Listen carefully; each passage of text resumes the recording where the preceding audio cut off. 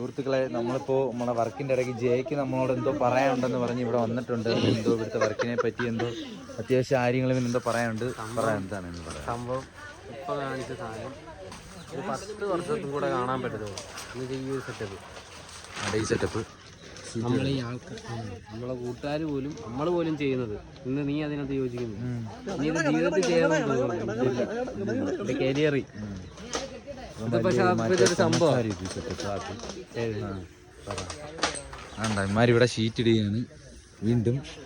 മേത്താണിത്. ഇത് കുഴഞ്ഞ എങ്ങനെയുണ്ട് മേളീന്ന് അനുഭവങ്ങൾ?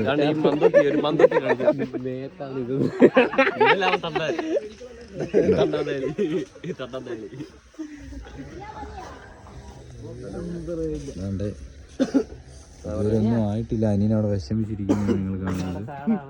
അടുത്ത ബാക്കി അടുത്ത ഇതിൽ കാണാം.